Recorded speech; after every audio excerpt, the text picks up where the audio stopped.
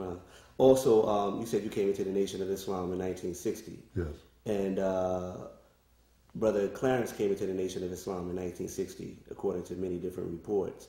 And he stayed in the Nation of Islam until late 63 or either early 64, depending on which source you believe.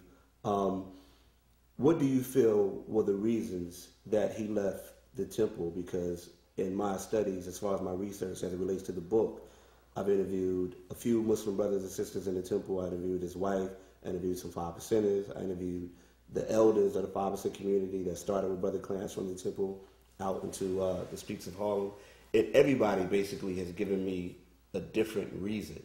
You know, no reason is the same. So from your perspective, what were the reasons that he left the temple?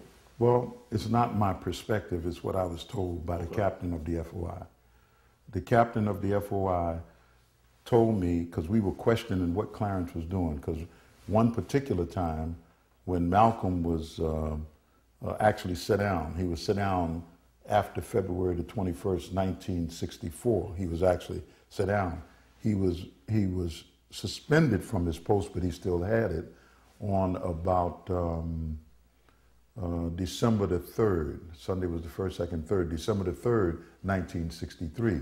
He was suspended from his post because he made a public statement about the death of Kennedy at the December the 1st, 1963 Manhattan Center program.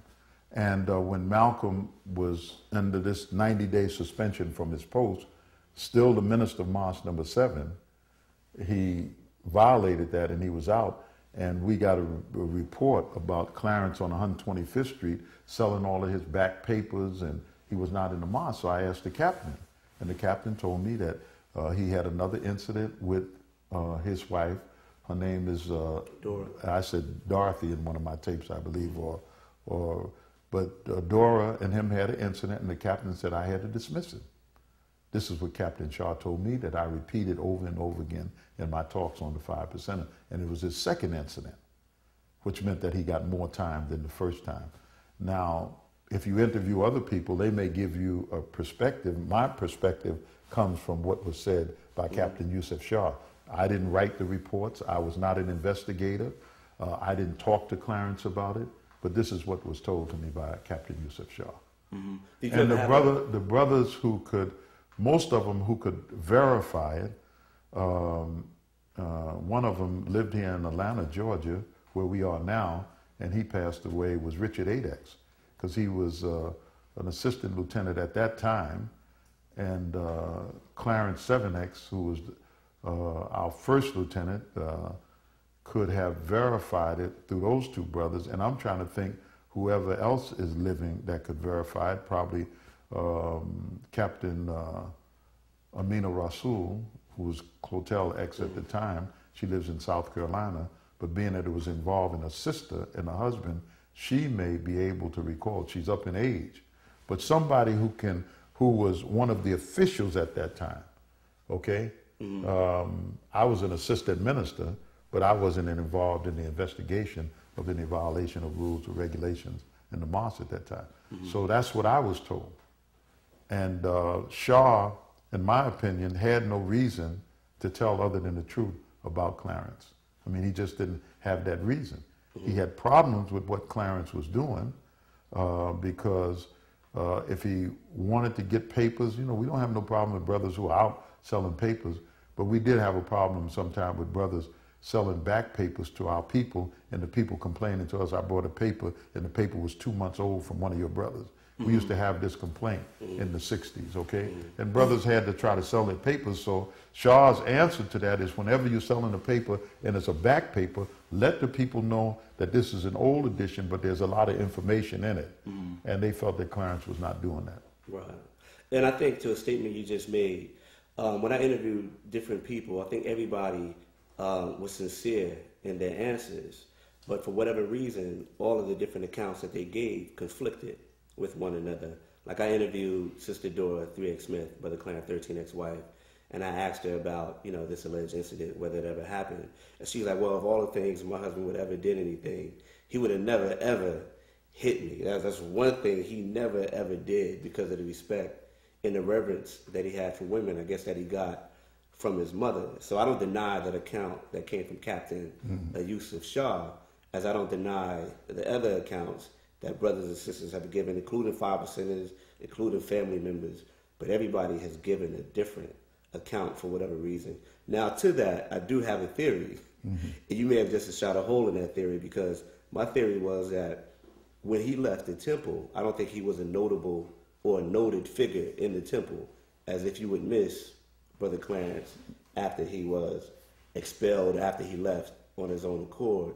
So afterwards, as time passed on, he became this figure in New York City that was the head of a movement that people attempted to recollect exactly what happened. And I think that's why the different various accounts. So that's kind of one of the things that's still left out there, because everybody has a different account. Right. But I think the good thing is that you verified that you got that information directly from Captain Yusuf Shah, who surely enough was the captain over number 7. But again, it's just a different account versus what others have given. But speaking in line with that, so when Brother Clarence left Temple number 7, he went back out into the Harlem community. And only a short time passed before he started teaching some of the young brothers in the neighborhood. And the main thing that he did was he taught them to study and master and be able to recite the supreme wisdom of the Nation of Islam, which was a taboo in the Muslim community at the time, because those lessons to this very day are only for registered Muslims only for those people who receive their X. So what I want to ask you is, when he started teaching the lessons and it came to the attention of the Nation of Islam, did they have a problem with brother for doing that? Was there animosity? Did anything occur as a result? Do you recollect any of Absolutely. The lessons given to us by the Honorable Elijah Muhammad at that time were for the internal use. And we felt that these were, it's like in the Masonic order, these were our internal business, and it's not shared with the general public in such way, and that he was violating things in the nation. And brothers and sisters had a problem with what he was doing. There's no doubt about it. And then he was giving it to children, very young children, who didn't have a level of understanding about the lessons. And if you don't have that level of understanding, then it could cause you to do things by what is written in those lessons that may not be, proper. And so we had a problem with it because there was nobody to explain, and we didn't know how deep Clarence 13X's knowledge of the lessons and the hidden meaning behind some of the things that the Honorable Elijah Muhammad gave us. So there was problems with that. Nobody agreed, well, it's good what Brother Clarence is doing, and let him go on because he's going to spread this among them. Nobody agreed like that within the Nation of Islam. So yes, there was a disagreement about it.